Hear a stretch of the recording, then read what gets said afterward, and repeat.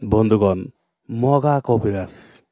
মগা কবিরাজ আজকালকার যে ফেসবুক, ইউটিউব খুললে দেখা যায় যে মগা কবিরাজ। মগা কবিরাজ রতন সাহা, মগা কবিরাজ মানিক মিয়া, মগা কবিরাজ সুলতান উদ্দিন।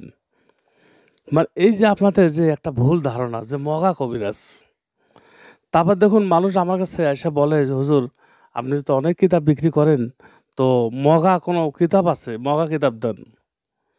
কিন্তু ভাই মগা কিতাব এটা আপনারা বোঝেন না। মগা কিতাব কি? মগা কবিরাজের জন্ম কোথায়? মগা কবিরাজ যে ব্যক্তি বলবে যে আমি মগা কবিরাজ, ওরে বলবে মগাটা কি জিনিস? মগাটা একটা জাতি, মগা হচ্ছে একটা গোষ্ঠী। আমার দাদার বাড়ি হচ্ছে খাগড়াছড়ি দিঘিনালা, দিঘিনালা থানাপাড়ায় আমার দাদা বাড়ি। আর আমার জন্ম ওইখানে, আমার নানা বাড়ি উত্তরবঙ্গে। তো আমি জানি যে মগা কি জিনিস। ওখানে খাগড়াছড়ি পার্বত্য চট্টগ্রামে অনেক জনগোষ্ঠী বসবাস করে। মানে এত বসবাস করে ওগুলো আমি অত বলতে পারবো না, কয়েকটা বলি। যেমন এই চাকমা একটা জাত, চাকমা, বৌদ্ধ, গারো, মগ। ওটা মগ জাত, মগ মগ। কিন্তু এক সময় মগ জাত কবিরা ছিল, চাকমারাও ছিল, এখন ওগুলা নাই। আর এরা কি বলে? মগ। আরে মগা ভাষা তো বলতে পারবে না। যে ব্যক্তি বলবে যে আপনি মগা কবিরাজ, একটু মগা ভাষা বলেন তো, মগা ভাষা বলতে পারবে না, তাহলে সে মগা কবিরাজ কিভাবে হয়? কোনো কথা বলে মগা কবিরাজ, মগা বই। আরে মগা ভাষা তো আপনি বুঝবেন না। যারা কবিরাজের বই আমার কাছে খোঁজেন, মগা বই খোঁজেন, মগা ভাষা বুঝবেন না। মগা একটা মাতৃভাষা আছে ওদের। মগা ভাষা, মগাদের চেহারা, মগাদের চলাফেরা অন্যরকম। আমাদের বাংলাদেশের চাকমা বেশি, মগা কম। কিন্তু মগা কোনো কবিরাজ নেই, মগা কোনো বই নেই, মগা বই আপনি পড়তে পারবেন না। কিন্তু এই মগা কবিরাজ থেকে সাবধান থাকবেন। মগা কোনো কবিরাজ নেই। মগার নামগুলো হচ্ছে কি সোজা। ওই যে বললাম যে মগা কখনো হিন্দু হয় না, মগা কখনো মুসলমান হয় না। মগা তো মগাই একটা জাতি, তারা অন্য একটা জাতি, পার্বত্য এলাকা থাকে। তো মগা ভাষা আলাদা, মগা বই পুস্তক আলাদা, মগা মানুষ আলাদা। মগা কখনো হিন্দু মুসলিম হয় না, এরা আন্দাজে বলে। মগা কোনো কবিরাজ নেই। ওই যে বলে না যে অনেকজনের গল্প করে যে কামরূপ কামাখ্যা 12 বছর ছিলাম। আরে কামরূপ কামাখ্যা 12 বছর কোথায় শেষ ছিল? দেখা যায় এগুলা কথা, অনেক কথা বলতে গেলে অনেক সময় লাগবে। মগা কবিরাজ থেকে সাবধান থাকবেন।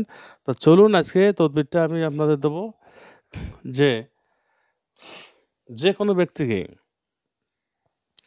এই নকশাটা দ্বারা আপনি যে কোনো ব্যক্তিকে ক্ষতি করতে পারবেন। ধরুন এই নকশাটা আপনি প্রথমে আপনাকে লিখতে হবে। একজন মগা কবিরাজ আপনাকে ঠকাই দিছে, একজন মানুষ আপনাকে ঠকাইছে, যে কোনো মগা হোক আর যেটাই হোক, আপনাকে ঠকাইয়ে দিছে। আপনি এখন তাকে পাচ্ছেন না, কীভাবে তাকে তাকে আপনি ইয়া করবেন, তার ক্ষতি করবেন। তো এই নকশাটার উপরে কোনো কিছু লিখতে হবে না, শুধু আপনি নকশা লিখবেন। নকশাটুকু লিখে এটা লিখতে হবে মঙ্গলবার দুপুর 1টা বাজে লিখতে হবে। যে কোনো কালিদায় লিখবেন।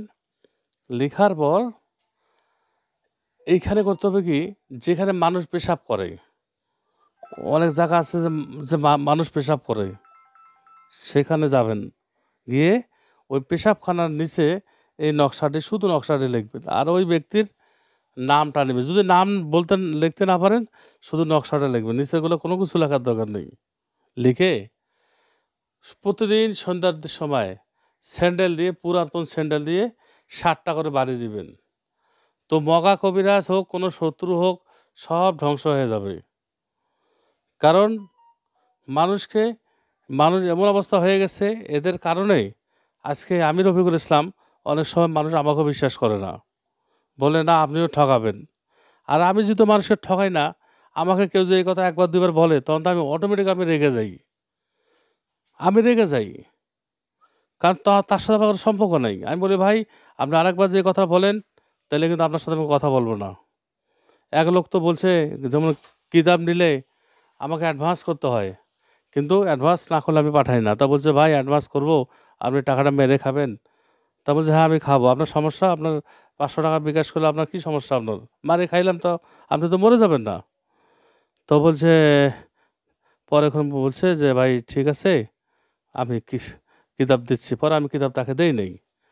কারণ আমার কিতাব ব্যক্তিগত কোনো কথা না। আমি তো কবিরাজ। আর কবিরাজি করে সারা জীবন চলবো ইনশাআল্লাহ। বন্ধুগণ, মগা কবিরাজ থেকে সাবধান থাকবেন। ভালো থাকবেন। আরেকটি লাইক দিবেন।